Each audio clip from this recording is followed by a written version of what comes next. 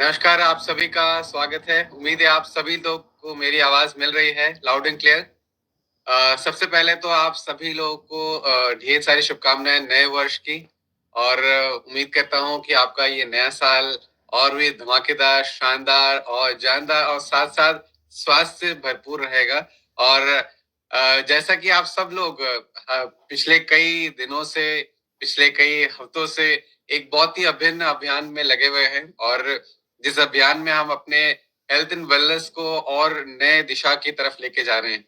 So definitely live 360 के इस अभियान में आज हम सब लोग 88th डे पे हैं, और मेंटेनेंस फेज की बात करें तो 46वां दिन है। सो डेफिनेटली आप सब लोगों ने बहुत कुछ अचीव किया है इस पूरे जर्नी में। तो मैं आप सभी लोगों को फिर से दोबारा से आपके इस जर्नी के लिए ढेर सारी शुभकामनाएं देना चाहूंगा। आप लोगों ने ये सफलता हासिल करी है, इसको जारी रखिए। और इस जर्नी को और आगे जारी रखने के लिए जरूरी है हमें बहुत सारे नॉलेज, हमारे स्किल्स, हमारे पैशंस, हमारे एफर्ट्स, और ये सब कुछ हम रोजाना हर रोज के इस कार्यक्रम में सीखते भी, राइट। तो आज के इस कार्यक्रम को आइए आगे लेके चलते हैं, और आज के इस कार्यक्रम में बहुत कुछ हम नया जानेंगे। आज हमारे बीच हमारे स्पीकर्स भी हैं। हमारे स्पीकर्स आज हमें बहुत कुछ इम्पोर्टेंट मैसेज भी देने वाले हैं, जो हमारी इस जर्नी को और पावरफुल बनाने में हमारी मदद कर सकते हैं। सो आइए क्विकली आगे बढ़ते हैं, और आज के इस कार्यक्रम को ले जाने के लिए आगे मैं आज सबसे पहले स्पीकर को इंट्रोड्यूस करना चाहूंगा। और डेफिनेटली मैं जब फर्स्ट स्पीकर की बात करता हूँ तो स्वाभाविक सी बात है, हम आज सबसे पहले बात मिलने वाले हैं डॉक्टर श्याम से। सर हमें बहुत कुछ बताते आए हैं since the beginning of the journey, और बहुत कुछ हम सीखते भी आ रहे हैं। डॉक्टर श्याम हेड करते हैं इनोवेशन इन साइंसेस को फॉर एमवे, और आज भी हम उनसे कुछ जरूर नया जानने वाले हैं। तो बिना और समय को विलंब किए हुए आइए क्विकली चलते हैं डॉक्टर श्याम की तरफ। Sir, over to you and a very warm welcome and good morning sir. Thank you. Good morning, Anmol, and good morning everyone from me. नमस्कार। आज एक स्पेशल टॉपिक है। आज डॉक्टर तुषा अभ्यंकर जो हमारे एमडी है आयुर्वेद की, he is going to speak about starch versus non-starchy. बहुत इम्पोर्टेंट टॉपिक है एंड इंडिया के लिए बहुत रेलेवेंट है, तो इसके लिए ध्यान से सुनिए। डॉक्टर तुषा है हमारे साथ अभी 2 साल से है। एमए के इनोवेशन साइंस के साइंटिस्ट। तो लेकिन डॉक्टर तुषा आने से पहले मैंने फ्यू डेज अगो कुछ इंटरेस्टिंग स्टैटिस्टिक्स पढ़ा था। मैं सोचा मैं आपसे ये इसके बारे में जरा बात करूं। सोचिए, अगर आपके हार्ट डिसीज के रिस्क 20% तक कट करे, सोचो 20% तक कट करे, क्या आप वो लेंगे वो चैलेंज? तो आज मैं आपके साथ एक सिंपल लेकिन पावरफुल चीज शेयर करना चाहता हूं, जो आपके हार्ट हेल्थ को इंप्रूव कर सकते हैं। ये माइकल एस्टर की बुक बहुत फेमस बुक था, द कंफर्ट क्राइसिस, इसको बोलते हैं द कंफर्ट क्राइसिस, से आया है। इस बुक में माइकल ने एक शॉकिंग स्टैटिस्टिक शेयर किया था। जब भी एस्केलेटर और स्टेयर्स का ऑप्शन होता है, हम सब मार्केट जाते हैं ना, तो हम देखते हैं शेयर या एस्केलेटर। सिर्फ 2%, ओनली 2% लोग स्टेयर्स चूज करते हैं। लेकिन इस स्टैटिस्टिक्स का हमारे लिए क्या मतलब है? रिसर्च के मुताबिक अगर आप रोजाना स्टेयर्स यूज करते हैं, तो इसे आपके हार्ट डिसीज या स्ट्रोक का रिस्क 20% तक कम हो सकता है। सोच लिए, 20% तक हार्ट या स्ट्रोक का रिस्क। ये सिर्फ कोई थ्योरी नहीं है, बल्कि सॉलिड डेटा पर बेस्ड है। इंग्लैंड में ये स्टडी किया था, एक बहुत बड़े स्टडी थे, जिसमें 4 लाख से ज्यादा लोगों का हेल्थ 12 साल तक ट्रैक किया गया। सोच लिए, 4 लाख से ज्यादा लोगों के साथ हेल्थ 12 साल तक ट्रैक किया गया।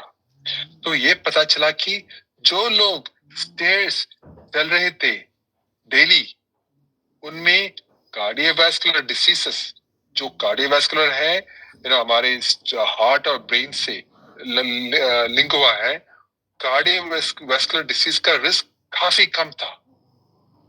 अब आप सोच रहे होंगे कि कितना स्टेयर वॉकिंग करना जरूरी है, हमारे घर पे स्टेयर्स भी नहीं है, हम क्या करें, right? Surprisingly number of stairs ज्यादा नहीं है। स्टडी के मुताबिक डेली सिर्फ 5 मंजिल स्टेयर्स चलना है, यानी लगभग 50 स्टेप्स। सोचिए, सिर्फ 50 स्टेप्स आपके हार्ट को प्रोटेक्ट करने के लिए काफी है और डिसीज के रिस्क को कम करता है। और सबसे इम्प्रेसिव बात यह है कि स्टेयर्स चलने से उन लोगों को भी फायदा हुआ जो कार्डियोवास्कुलर इश्यूज के लिए हाई रिस्क पर था। तो कई लोग हाई रिस्क कार्डियोवास्कुलर है क्योंकि उनको कई ब्लड प्रेशर होंगे, ये होंगे, तो उनका रिस्क भी हाई था, तो ये इफेक्ट उनको भी लगा। तो एस्केलेटर्स और एलिवेटर्स कन्वीनियंट तो होते हैं, लेकिन हमेशा याद रखिए कि सिर्फ 50 स्टेप्स आपके हार्ट को मजबूत और रिसिलिएंट बनाने के लिए जरूरी हो सकते हैं। और अगर आपके घर पे स्टेयर्स नहीं है, आपके बिल्डिंग में स्टेयर्स नहीं है, तो आप घर पे भी स्टेप्स कर सकते हैं। एक स्टेप्स लेकर 50 स्टेप्स, वो भी स्टेप्स है। तो ये इतना आसान है। और 20% रिडक्शन कहाँ मिलेंगे, राइट? तो नेक्स्ट टाइम जब आपके पास एस्केलेटर और स्टेयर्स में से चूज करने का ऑप्शन है, वो तो अपने हार्ट के बारे में सोचिए। वो 50 स्टेप्स आपके लिए बहुत बड़ा फर्क ला सकते हैं। ये आपके डेली रूटीन के लिए छोटा स्टेप हो सकता है, बहुत छोटा स्टेप है, सोच लीजिए, लेकिन आपके हार्ट हेल्थ के लिए बहुत बड़ी जंप, राइट? और हम इंडियंस को हार्ट डिसीज सब जगह है, तो सोच लीजिए ये हमारे हेल्थ के लिए एक सिंपल स्टेप और हमारे हार्ट के लिए बहुत बढ़िया जंप। ठीक है, यही तो मेरा सोच दोस्तों। तो चलिए हम ये स्टेप्स करेंगे और आज चलिए हम मिले डॉक्टर तुषा अभ्यंकर से। Doctor tussah, stage is yours. Thank you doctor Shyam, good evening और सभी को गुड मॉर्निंग। आज के इस सत्र में फिर से आपका स्वागत है और बहुत लंबा सफर हमने तय कर चुके हैं अब तक। और डॉक्टर श्याम ने एक छोटा सा टिप बताया है, भी बोलने के लिए बहुत छोटा सा है लेकिन बहुत ही महत्वपूर्ण है, जो उन्होंने बताया कि सीढ़ी का उपयोग करेंगे, आपके स्टेप्स का उपयोग करेंगे तो क्या फायदा होगा। 20% आपका हार्ट का कंडीशन का रेट कम हो सकता है। तो आज अगर मैं 25 एज में हूँ या 30 एज में हूँ, तो मैं आज से अगर शुरू कर देती हूँ उसको, स्टेप्स को यूज करना, जरूरी नहीं है कि मेरे घर में रहे, लेकिन मेरे ऑफिस में भी रह सकता है। या जो जैसे डॉक्टर श्याम ने बताया, मैं मॉल में गई हूँ, कहीं सुपर मार्केट में गई हूँ, हर जगह सीढ़ियां रहती है, तो सीढ़ियों का उपयोग करना बहुत जरूरी है। साथ ही साथ मेरा खुद का अनुभव ये है कि जब तक आप एलिवेटर का या लिफ्ट का वेट करते हैं, 5वें मंजिल से पहले मंजिल आने तक जितना आपको टाइम लग जाता है, उतने टाइम में आप अगर चढ़ के ऊपर चले जाओ तो शायद आप पहुंच जाओगे, तो टाइम भी बचेगा आपका। और इसीलिए बहुत बड़ा नंबर है जो 4 लाख लोग, मतलब बहुत बड़े ज्यादा संख्या के ऊपर स्टडी किया गया है। अमेजिंग डॉक्टर श्याम, मतलब पता नहीं कि ऐसे सारे स्टडीज आपको मिलते हैं और आप हमारे साथ शेयर करते हो। छोटे छोटे टिप्स, जैसे बोलते हैं बूंद बूंद से घट भरता है, तो छोटे छोटे चीजों को आज इम्प्लीमेंट करेंगे तो शायद हमारे 40वें एज में या 50वें एज में जब हम रहेंगे तब हमें इसका फायदा जरूर से मिलेगा। तो आज का आने वाला हार्ट कंडीशन हम शायद 4-5 साल तक पोस्टपोन कर सकते हैं। तो इसी के साथ आज का जो बहुत इम्पोर्टेंट और इंटरेस्टिंग टॉपिक है आज का, वो मैं आपके साथ में शेयर करना चाहूंगी और मेरा स्क्रीन शेयर करती हूँ आपके साथ में। जैसे डॉक्टर श्याम ने बताया है कि छोटी छोटी स्टेप्स का कितना बड़ा हमें यूज हो सकता है, उसी तरीके से आज एक छोटा सा टॉपिक, लेकिन बहुत महत्वपूर्ण और बहुत इम्पोर्टेंट टॉपिक है, जिसमें कि 2 किरदार बताइए आप, क्योंकि आज का हमारा टॉपिक है पार्टी। आज हम पार्टी के मूड में हैं, लेकिन हमें पार्टी स्विच करनी है। तो इस पार्टी में कलाकार जो आने वाले हैं वो 2 तरीके के कलाकार है। तो आज आप समझ लीजिए कि हमारी जो खाने की थाली है वो एक स्टेज है, और उस स्टेज में, वो मंच में सबसे ज्यादा क्या रहता है? सबसे ज्यादा रहता है आलू के बनाए हुए अच्छे अच्छे पदार्थ, जैसे परोठा हो गया, या पास्ता हो गया है, या फिर ब्रेड है, या मैदा से बनाया हुआ पिज्जा है। तो ये सारे स्टार्च से भरे हुए पदार्थ है जो हमारे मंच की, हमारे थाली के मंच का सबसे ज्यादा बड़ा पोर्शन ले लेता है, और बहुत ही छोटा पोर्शन छोड़ जाता है दूसरे पार्टी के लिए, दूसरे कलाकारों के लिए, जो है नॉन स्टार्ची वाले कलाकार। तो जानेंगे कि मुख्य किरदार यहाँ पे स्टार्ची है, जिसने बहुत बड़ा भाग हमारे प्लेट का ले लिया है। हाफ कप अगर आप इस स्टार्ची खाने को लेते हैं तो आपको 60 से 140 कैलोरीज मिलती है। उसी कंपैरिजन में अगर हम देखें दूसरी पार्टी के बारे में, जो है नॉन स्टार्च पार्टी, उसका हाफ कप अगर आप लेते हो खाने में तो आपको बहुत कम कैलोरीज मिलती है।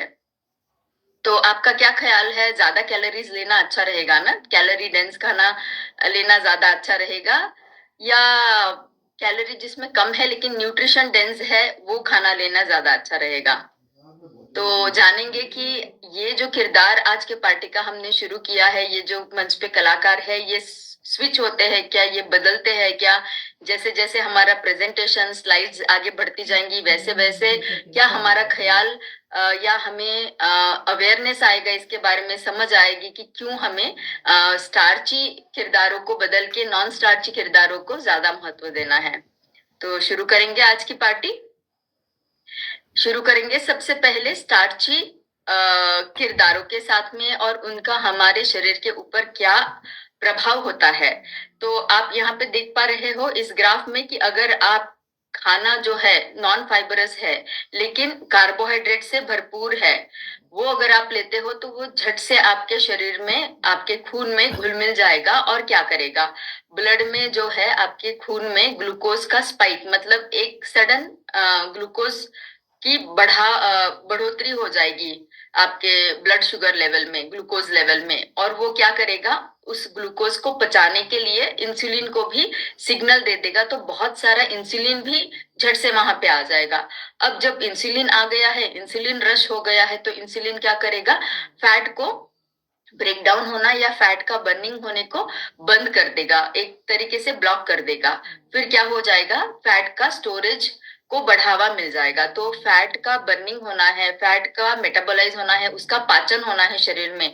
लेकिन यहाँ पे हम जब स्टार्ची खाना लेते हैं तो उसको हम फैट को बर्न नहीं कर रहे हैं, फैट का पाचन नहीं कर रहे हैं, एक तरीके से फैट को शरीर में स्टोर करते जा रहे हैं। फिर क्या हो जाएगा, एकदम से ब्लड ग्लूकोज बढ़ गया है और एकदम से क्रैश हो गया है, एकदम से डाउन हो गया है। तो आपको झट से एक एनर्जी मिल गई है, और सडनली वो एनर्जी चली भी गई है, और आपको भूख उतना ही ज्यादा जल्दी लगेगा, क्योंकि ग्लूकोज क्रैश हो गया है, अभी हमारे खून में ग्लूकोज नहीं है। जब खून में ग्लूकोज की मात्रा कम हो जाती है तो शरीर खाने की मांग करता है। तो इसीलिए हम बार बार खाना खाते रहते हैं, लेकिन उससे हमारे शरीर में नुकसानदेह ही उसका प्रभाव होता है। और जानेंगे आगे क्या होता है जब रैपिडली डाइजेस्टेबल स्टार्च, जो ये रैपिडली डाइजेस्टेबल स्टार्च है जो हमारा ग्लूकोज बढ़ा रहे हैं, तो उसमें क्या होता है, ग्लूकोज स्पाइक्स होती है, उससे आपको एनर्जी तो झट से मिलती है, और उस दरमियान आपको लगता है कि मेरा पेट भरा हुआ है, अभी मुझे कोई जरूरत नहीं है दूसरा खाना खाने की, बहुत फुल फीलिंग होता है। लेकिन उतना ही सडनली एनर्जी भी ड्रॉप डाउन हो जाती है, और आपका फुलनेस का फीलिंग भी झट से कम हो जाता है, और इंसुलिन रेजिस्टेंस की कंडीशन निर्माण हो जाती है शरीर में। उसके साथ ही साथ और क्या प्रभाव होता है, हमारा वजन बढ़ता है, हमारे शरीर में चर्बी की, फैट की मात्रा बढ़ने लगती है, और मसल का मास जो है, लीन मसल मास जो रहता है हमारे शरीर का, वो कम होने लगता है, घटना शुरू हो जाता है। मेटाबॉलिक डिसऑर्डर्स जैसे कि बताए हैं कि डायबिटीज से लेके कार्डियोवास्कुलर कंडीशन, ये सारे बढ़ने लग जाते हैं। और हाई जीआई जो है वो, उसके ऊपर भी इसका प्रभाव बहुत ज्यादा होता है। तो ये हो गई है हमारे पहले वाले किरदारों के बारे में कि वो हमारे शरीर में स्टार्ची अगर हम लेते हैं तो क्या परिणाम करते हैं। अब जानेंगे पॉलीसैकेराइड्स के बारे में, जो है हमारे दूसरे वाले किरदार। सैकेराइड्स मतलब ग्लूकोज का, कार्बोहाइड्रेट का मॉलिक्यूल। जब एक ग्लूकोज का, कार्बोहाइड्रेट का मॉलिक्यूल रहता है तो उसको मोनोसैकेराइड बोलते हैं। अब एक से बहुत ज्यादा, दो से ज्यादा है तब उसको पॉलीसैकेराइड बोलते हैं। तो उसके तीन मुख्य प्रकार है, एक है स्टार्च, दूसरा है ग्लाइकोजन और तीसरा है सेल्यूलोज। अब स्टार्च जो है, स्टार्च में मुख्य तरह दो प्रकार आते हैं, एक है अमाइलोज और दूसरा है अमाइलोपेक्टिन। तो अमाइलोज जो स्टार्ची खाना रहेगा, उसका चेन जो आप देख रहे हो, आप अगर उसका रासायनिक संगठन देखोगे तो रासायनिक संगठन में आप उसका चेन देख पाओगे कि सीधा सीधा चेन है, मतलब बंधा हुआ सा है, बहुत ही कॉम्पैक्ट और बंधा हुआ सा है। तो क्या हो जाता है, जब ये हमारे शरीर में जाता है तो इसका पाचन थोड़ा शरीर को डिफिकल्ट हो जाता है। उसी कंपैरिजन में अगर हम अमाइलोपेक्टिन को देखेंगे तो उसमें ब्रांचेस है।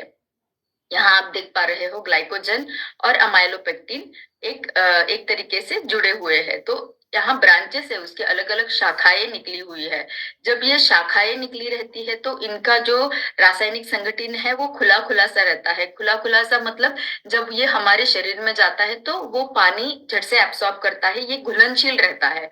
तो अमाइलोपेक्टिन की मात्रा जब ज्यादा रहती है हमारे स्टार्ची खाने में तो वो शरीर में घुलनशील होता है और शरीर में बहुत ही जल्दी आपके शुगर को बढ़ावा देता है। तो हमें क्या देखना है कि ऐसी चीजों को देखना है जो कि कम घुलनशील रहे हमारे रक्त में। तो इसीलिए हमें आगे जानना ये जरूरी है कि अगर हमें पॉलीसैकेराइड्स लेने हैं तो कौन से पॉलीसैकेराइड्स लेने हैं जो कि नॉन स्टार्ची रहे। अब नॉन स्टार्ची में क्या क्या प्रकार है? मुख्य प्रकार तो है, एक जो पानी में घुलनशील नहीं है, दूसरे जो है वो पार्शियली मतलब आधा घुलनशील है, पूरे तरीके से नहीं घुलते हैं वो। अब जो पूरी तरीके से घुलनशील नहीं है, इनसॉल्युबल है, उन प्रकार में आता है सेल्यूलोज, और पार्शियली सोल्यूबल में आता है नॉन सेल्यूलोज पॉलीसैकेराइड और पेप्टिक पॉलीसैकेराइड। तो ये जो है ये जनरली हमें हॉट वाटर एक्सट्रैक्शन से निकालना पड़ता है।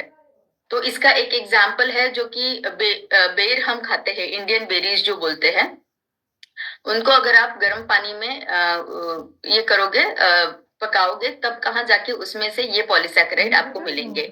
और जो नीचे हमने एग्जाम्पल आपको दिए हैं, मेनान्स जो बताए हैं, तो ये सब अलग अलग आपके खाने में हमें मिलते हैं, जैसे कि मेथी के दाने हैं, या जो होल ग्रेन्स हम बताते हैं, जैसे कि जैसे कि व्हीट है, व्हीट जो कि उसके ऊपर प्रोसेसिंग नहीं किया गया है, जो पूरी पूरी मात्रा में एज इट इज आया हुआ है, बिना जो जो हमारे अलग अलग धान्य हैं, जो हम छोटे धान्य बोलते हैं, जिसको मिलेट्स हम बोलते हैं, तो जैसे रागी हो गया, बाजरा हो गया, तो ये सब जब हम उसके नेचुरल फॉर्म में, बिना प्रोसेस फॉर्म में जब यूज करते हैं तो उसका आउटर जो लेयरिंग रहता है, उन सब में हमें ये पार्शियली सोल्यूबल और इनसोल्यूबल नॉन स्टार्ची पॉलीसैकेराइड्स मिलते हैं। तो उनका हमें उपयोग ज्यादा करना है।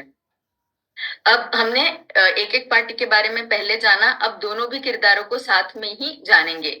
तो इनका अगर हम कंपैरिजन करते हैं स्टार्ची वर्सेस नॉन स्टार्ची, तो क्या है, ये तो हमने पहले भी जाना है कि स्टार्ची खाने में कार्बोहाइड्रेट बहुत ज्यादा मात्रा में रहेगा, मतलब कैलोरीज बहुत ज्यादा रहेगी। उसी कंपैरिजन में जो नॉन स्टार्ची है उनमें आपको कार्बोहाइड्रेट्स कम मिलेंगे। इसमें स्टार्ची में अप्रोक्सीमेटली आप अगर 1 कप लेते हो खाने को, कार्ब्स वाले को, तो 15 ग्राम कार्ब्स आपको मिलेंगे। नॉन स्टार्ची में आपको लगभग 5 ग्राम मिलेंगे। इसमें फाइबर की मात्रा नहीं रहती है, कैलोरीज ज्यादा रहती है, और इसीलिए ये आपके ब्लड शुगर के ऊपर परिणाम करता है। उसी कंपैरिजन में नॉन स्टार्ची जो है वो विटामिन से भरपूर है, मिनरल से भरपूर है, फाइबर से भरपूर है, और इसमें फ्रेश फॉर्म में, जैसे कि हमारे ग्रीन लीफी वेजिटेबल हम उपयोग करते हैं, तो इसमें कैलोरीज कम रहते हैं, लेकिन एंटीऑक्सीडेंट की मात्रा बहुत ज्यादा रहती है। तो कंक्लूजन क्या रहेगा इस स्लाइड का? कंक्लूजन ये है कि हमें, जैसे डॉक्टर श्याम ने भी बताया कि हम इंडियन लोगों में स्टेपल फूड है राइस और गेहूं का आटा, तो हम ये चीजों को छोड़ नहीं सकते हैं। ये चीजें हमारे खाने में रहेगी, लेकिन उसको रिफाइंड फॉर्म में लेना, जैसे गेहूं का आटा आप यूज करते हैं वो अच्छा रहेगा, लेकिन मैदा को अगर आप यूज करते हैं तो उसको हमें कम करना है। तो दोनों ही स्टार्ची और नॉन स्टार्ची रहना जरूरी है, क्योंकि स्टार्ची हमें एनर्जी देता है जो थोड़ी मात्रा में हमें जरूरी है। तो दोनों जरूरी है, स्टार्ची और नॉन स्टार्ची, लेकिन नॉन स्टार्ची को हमें बढ़ावा देना बहुत जरूरी है। वो क्यों देना जरूरी है ये आगे हम जानेंगे। और ना जो स्टार्ची खाने हैं उसको हमें बहुत ही संतुलित मात्रा में लेना है, वो हमें ध्यान रखना पड़ेगा। अब आगे हमें जानना है कि क्या होता है जब हम पॉलीसैकेराइड्स को लेते हैं। अगर मोनोसैकेराइड है तो वो रेडिली अवेलेबल रहते हैं, वो झट से, जैसे कि शक्कर पानी में घुल मिल जाती है इमीडिएटली, उसके ऊपर कोई प्रोसेस नहीं करना पड़ता है। लेकिन पॉलीसैकेराइड्स का क्या होता है कि पॉलीसैकेराइड्स जैसे कि हम पूरे गेहूं का आटा है या फाइबर रिच कोई भी खाना है तो उसका डाइजेशन खाने मुंह से ही शुरू हो जाता है। जब हम उसको खाना शुरू करते हैं तो मुंह से ही जो अमाइलेज है उसकी एक्शन होती है और वो सिंपल शुगर्स में बाद में कन्वर्ट होना शुरू हो जाता है। तो पॉलीसैकेराइड से डाइसैकेराइड, डाइसैकेराइड से मोनोसैकेराइड। सो जो स्टार्च या ग्लाइकोजन है उसको माल्टोज, माल्टोज से माल्टेज का एक्शन होकर ग्लूकोज में कन्वर्ट हो जाएंगे। उसी तरीके से सुक्रोज और लैक्टोज का भी यहाँ पे एग्जाम्पल दिया हुआ है। तो ये डाइजेशन होने के लिए बहुत सारा टाइम लग जाता है, और हमें इससे क्या लाभ होता है कि इससे हमें सस्टेन एनर्जी मिलती है, एकदम से स्पाइक नहीं होता है, धीरे धीरे हमारे शरीर में लंबे समय तक के लिए हमें उससे एनर्जी मिलती रहती है। अब हमें जानना है कि इसका मैकेनिज्म क्या है। तो मैंने आपको पहले भी बताया है कि जो नॉन स्टार्ची पॉलीसैकेराइड्स है उनके दो मुख्य प्रकार है, इंसॉल्युबल और सॉल्युबल। इंसॉल्युबल का क्या परिणाम रहता है, एक केज इफेक्ट और उसका ट्रांजिट टाइम बताया गया है। केज इफेक्ट क्या है, इनसॉल्युबल जो है वो पचेंगे नहीं, बिल्कुल भी हमारे आंतों में जाएंगे, आंतों में ये पचेंगे नहीं, लेकिन ये बनेंगे हमारे माइक्रोबायोम, जो हमारे अच्छे बैक्टीरियाज है उनका खाना। तो उनका परिणाम होता रहेगा शरीर में, और वो क्या करेगा, आंतों की जो हलचल रहती है जो बहुत कम हो जाती है। जब आप इंसॉल्युबल नॉन स्टार्ची पॉलीसैकेराइड हमारे आंतों को देते हो तो उसकी मूवमेंट बढ़ जाती है, आंतों की हलचल अंदर की बढ़ती है और मोशन क्लियर होने के लिए इसका फायदा होता है। लेकिन ये पाचन में कोई भाग नहीं लेते हैं, लेकिन ये हमारे अच्छे बैक्टीरियाज का खाना बनते हैं। तो दूसरा है सॉल्युबल। सॉल्युबल है लेकिन ये फिर से पॉलीसैकेराइड है। तो ये क्या करते हैं, ये विस्कोसिटी बढ़ाते हैं, ये हमारे शरीर में अंदर जाके हमारे गट माइक्रोफ्लोरा के साथ में ही एंजाइम के साथ में मिक्स होने के बाद में धीरे धीरे शरीर में रिलीज होना शुरू हो जाते हैं। लेकिन इनका सबसे महत्वपूर्ण एक्शन ये है कि जब ये आंतों से जाके आंतों से पास होते रहते हैं तब ये एक्सेस ऑफ शुगर और एक्सेस ऑफ फैट को कैप्चर करते हैं, एक तरीके का आवरण बना देते हैं उसके ऊपर। तो क्या हो जाता है कि एक्सेस ऑफ शुगर और फैट ब्लड में ना जाते हुए आंतों के थ्रू शरीर से बाहर निकल जाते हैं। तो क्या हो जाता है कि आप देखते हैं कि जब हम फाइब्रस फूड का उपयोग ज्यादा करते हैं तो हमारे ब्लड शुगर लेवल कम होते हैं और हमारे कोलेस्ट्रॉल में भी हमें चेंजेस, पॉजिटिव चेंजेस दिखते हैं। तो ये फायदा है हमारे नॉन स्टार्ची पार्टी का। अभी जो मैंने आपको समझाया कि कैसे वो डाइजेस्ट नहीं होते हैं और सीधा बाहर निकल जाते हैं, तो उसी बेसिस पे डाइजेस्टिबिलिटी जो कार्बोहाइड्रेट्स की है, नॉन स्टार्ची पॉलीसैकेराइड्स की, उसके ऊपर उसके 3 भाग किए गए हैं। Am I audible? Yes, you're audible. या सो सॉरी। हाँ, तो जो है आप यहाँ पे देख पा रहे हो कि एक है रैपिडली डाइजेस्टेबल, दूसरा प्रकार है स्लोली डाइजेस्टेबल जो धीमा डाइजेशन होता है, और तीसरा है रेजिस्टेंट स्टार्च। रेजिस्टेंट स्टार्च हम सभी ने स्टार्च रेट्रोग्रेडेशन वाला जो हमारा पहला सत्र हुआ है उसमें बहुत डिटेल में जाना हुआ है, तो हमने शायद इम्प्लीमेंट करना शुरू कर दिया होगा सभी लोगों ने कि अगर हमारा कार्बोहाइड्रेट्स है तो उसको हम अगर राइस को पकाते हैं, पका के उसको ठंडा करते हैं, ठंडा करने के बाद अगर लेते हैं तो वो रेजिस्टेंट स्टार्च बन जाता है, जो कि शरीर में शुगर की मात्रा नहीं बढ़ाता है लेकिन शरीर से बाहर निकल जाता है, और साथ ही साथ हम हमारा राइस का आनंद भी ले सकते हैं। तो इसके डाइजेस्टिबिलिटी के ऊपर इसके 3 भाग किए गए हैं। तो आप यहाँ पे देख पा रहे हो कि रैपिडली डाइजेस्टेबल स्टार्च है तो वो क्या करते हैं, जल्दी से डिसइंटीग्रेट हो जाते हैं, broken down and absorb into the blood. तो जो छोटी आते हैं उसमें जाते ही वो घुल मिल जाते हैं और शरीर में ब्लड में एब्सॉर्ब हो जाते हैं। लेकिन कंपैरिजन में देखा जाए तो जो हमारे नॉन स्टार्ची वाले हैं वो क्या करते हैं, नॉन स्टार्ची वाले जो है वो हमारे बड़े आंतों में जाके हमारे पॉलीसेकेराइड जो है वो कोलॉन के ऊपर एक्शन करते हैं, हमारे मोशन को क्लियर करते हैं और हमारे माइक्रोबायोम के ऊपर उनको फायदा देके वहां से वो बाहर निकल जाते हैं, शरीर में एब्सॉर्ब नहीं होते हैं। तो इसीलिए इन दोनों एक्शंस को समझना और उस हिसाब से हमारे खाने में रैपिडली डाइजेस्टेबल स्टार्च को कम करके स्लोली डाइजेस्टेबल और रेजिस्टेंट स्टार्च को बढ़ाना बहुत जरूरी है। अब क्या कारण है कि हमें क्यों जो हमारे नॉन स्टार्ची खाने हैं उनको बढ़ाना क्यों जरूरी है या स्टार्ची खाने को कम करना क्यों जरूरी है, तो उसके 3 मुख्य कारण हैं। एक तो ये है कि जब हम स्टार्ची खाना खाते हैं तो हमारे शरीर में बहुत बड़ा स्ट्रेस बढ़ जाता है। स्ट्रेस जो रहता है कि वो हमारे शरीर को लिथार्जिक सा बना देता है, फीलिंग ऑफ फुलनेस रहता है और थकान सा, एक्टिवनेस नहीं रहता है। तो उस स्ट्रेस को कम करने के लिए हमको स्टार्ची खाना कम करना बहुत जरूरी है। दूसरा, हम सबको बहुत अच्छे तरीके से पता है कि जैसे हम स्टार्ची खाना खाते हैं फैट बढ़ता जाता है, वजन बढ़ता जाता है, हम ओबेस हो जाते हैं और साथ ही साथ ब्लड शुगर बढ़ के डायबिटिक कंडीशन भी आ सकती है। तो उसको कंट्रोल करने के लिए भी हमें मुख्य तौर से स्टार्ची खाने को कम करना है। तीसरा बहुत इंपॉर्टेंट है, जब आप डायबिटिक हो जाओगे और आप फिर भी उसको कंट्रोल नहीं करोगे तो over a period of time क्या हो जाएगा कि आपके हार्ट के ऊपर, आपके ब्लड प्रेशर के ऊपर भी उसका परिणाम होना शुरू हो जाएगा। तो ये 3 कारण है कि क्यों हमें स्टार्च वाले पार्टी को कम करना है। अब जानेंगे कि इनको कम करना है लेकिन कैसे कम करना है। तो यहाँ पे आते हैं हमारे मुख्य किरदार, जो अब हमारे थाली के मंच के ऊपर उनका एक्शन दिखाने वाले हैं, उनकी कलाकारी दिखाने वाले हैं, जो आए हैं रेनबो फॉर्म में। तो आप देख पा रहे हो कि ये रेनबो कितना भाग लेना चाहिए हमारे प्लेट का।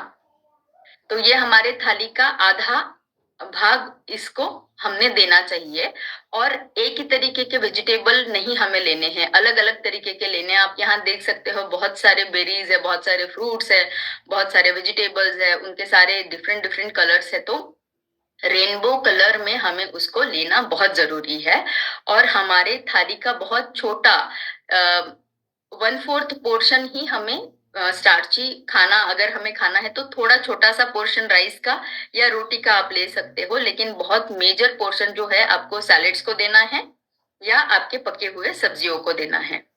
तो ये एक रहेगा कि कैसे आप नॉन स्टार्ची को बढ़ा सकते हो। उसमें बहुत अलग अलग टिप्स है आपको कि आप अगर सैंडविच लेना चाहते हो तो बहुत ज्यादा मात्रा में आप उसमें वेजिटेबल्स डाल सकते हो या लीन मीट का उपयोग कर सकते हो जिससे कि प्रोटीन आपको मिलेगा। तो ये अलग अलग तरीके हैं। हम ज्यादा एम्फसाइज करेंगे कि वेजिटेबल का यूज आप ज्यादा से ज्यादा करें कंपेयर टू नॉन वेजिटेबल खाने का।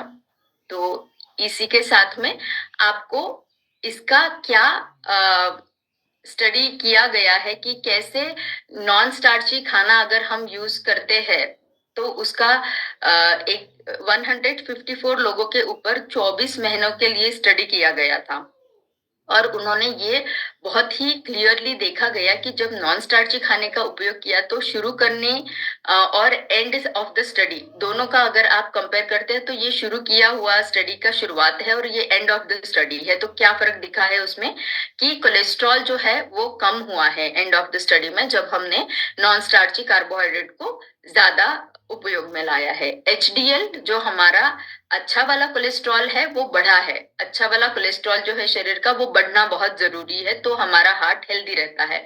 तो नॉन स्टार्ची जब हमने ग्रीन वेजिटेबल्स और मुख्य तौर पर उसको यूज किया तो HDL जो हमारा गुड कोलेस्ट्रॉल है वो बढ़ा है।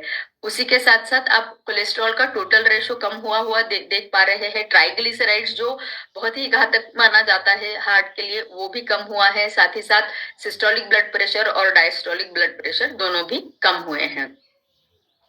और एक स्टडी आपको यहाँ पे दिखाना चाहूंगी जो कि अमेरिका के एक ऑर्गेनाइजेशन ने किया है, जो कि न्यूट्रिशन के अवेयरनेस प्रोग्राम उन्होंने 1999 से लेके 2018 तक उन्होंने लगभग 25,000 लोगों के ऊपर उसका ऑब्जर्वेशन किया है। और ऑब्जर्वेशन उन्होंने किया है, एक तो मॉडल 1 जो आप देख रहे हो यहाँ पे ये लोग जो थे, जो 1064 आप नंबर देख रहे हो, तो ये जो लोग थे ये थे नॉर्मल वाले लोग जिनमें की कोई चेंजेस नहीं किए थे, जो उनका रूटीन है उसी प्रकार से चल रहा था। मॉडल 2 वो लोग थे जिनमें की एज का फैक्टर या उनका रूटीन, उनका लाइफस्टाइल को देखा गया था। मॉडल 3 था कि जिनको और भी ज्यादा स्ट्रिक्टली लाइफस्टाइल रिकमेंडेशन दिया गया था। और साथ ही साथ dark green vegetable, red orange vegetables and other non starchy vegetable. तो इनका सर्व साइज जब उन्होंने देखा कि जैसे जैसे सर्व साइज बढ़ता गया है, उनको क्या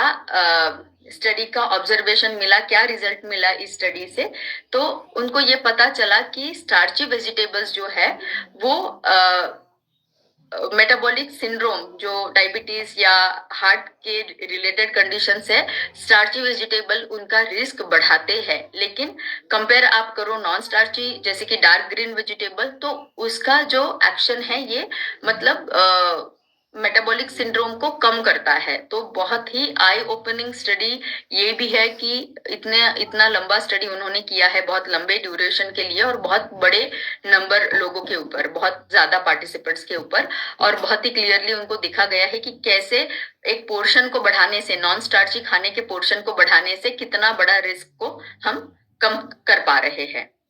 तो इसी के साथ मैं आशा करती हूँ कि आपका इस आज के पार्टी के किरदारों को, आपने जो स्टार्ची वाले थे उनको कम करके नॉन स्टार्ची की तरफ आपका अवेयरनेस बढ़ गया होगा और आज से आप इम्प्लीमेंट करना शुरू कर दोगे।